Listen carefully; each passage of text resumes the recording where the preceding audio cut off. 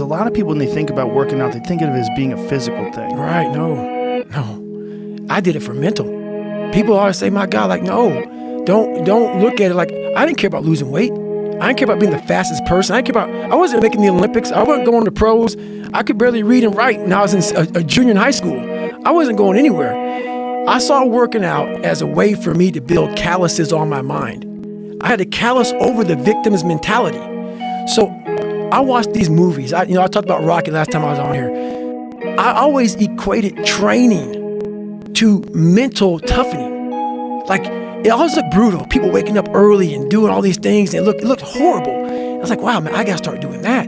Not to get better, bigger, and stronger, but that is what's gonna build me. That looks uncomfortable. That looks brutal. And getting up early, I don't wanna do that. So I made this long list of things I don't wanna do. And through that, I found myself. You see, I've learned everybody on the face of this planet, they want something.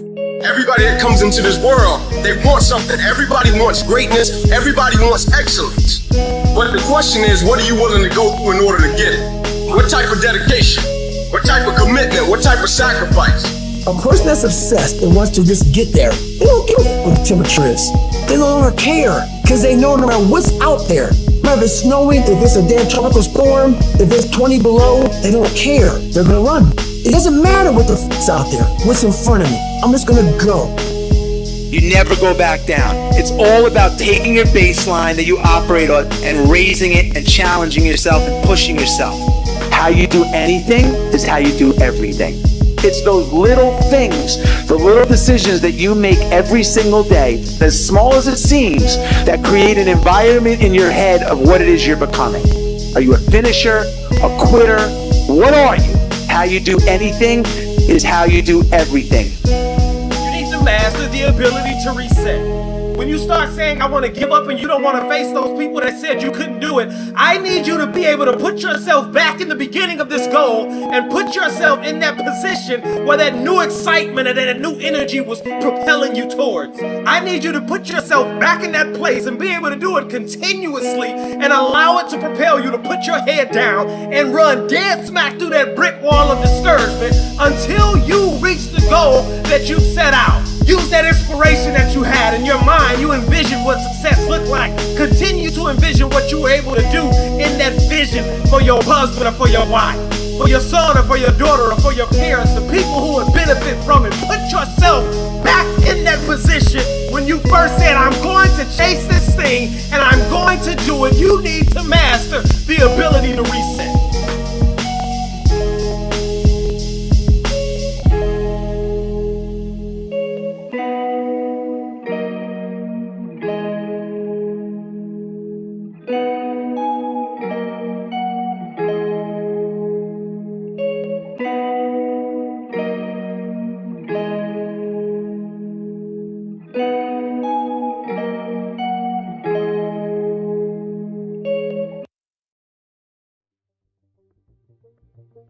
Why is the book called Can't Hurt Me?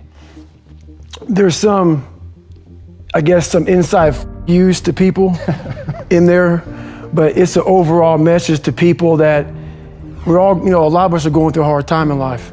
Some people have been bullied, some people are just stressed out, some people are insecure, some people are fat and overweight, and the world puts a lot of this in your mind.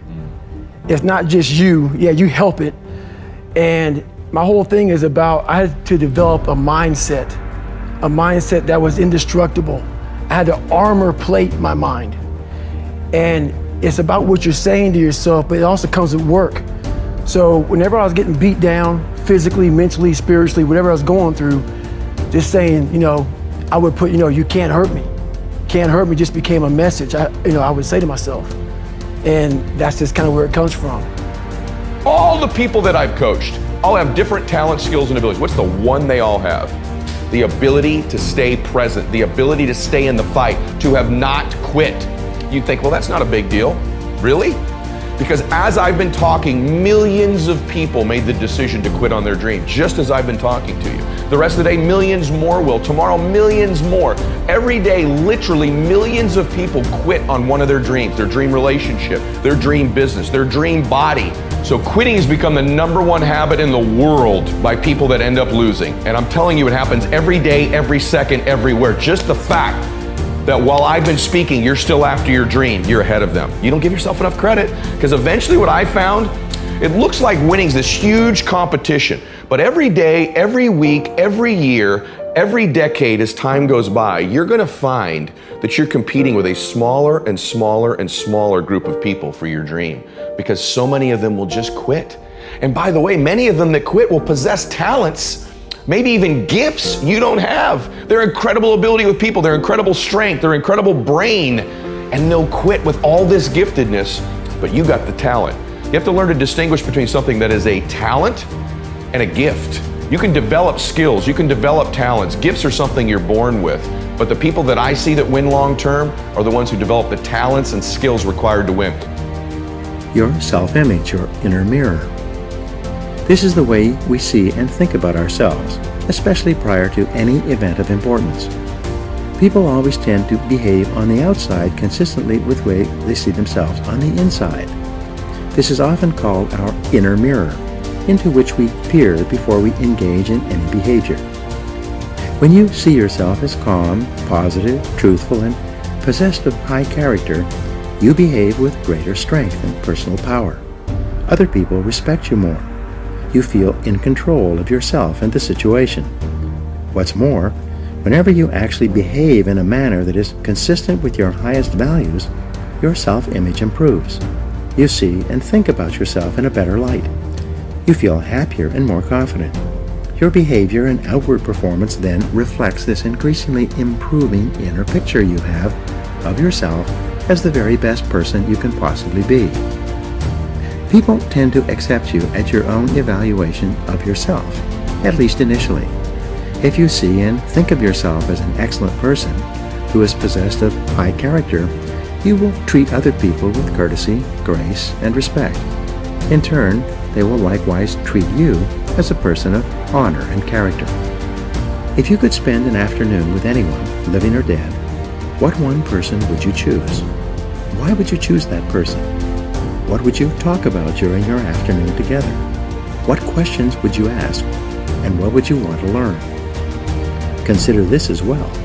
Why would that person want to spend an afternoon with you? What are the virtues and values that you have developed that make you a valuable and interesting person? What makes you special? Practice the values you respect. You develop values by practicing them whenever they are called for. As the Roman Stoic philosopher Epictetus said, circumstances do not make the man, they merely reveal him to himself. When a problem occurs, people tend to react automatically based on the highest values that they have developed up to that moment.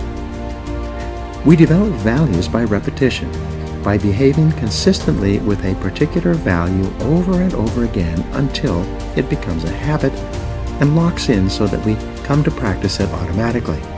Men and women with highly developed characters behave in a manner consistent with their highest values, and they do so without thought or hesitation.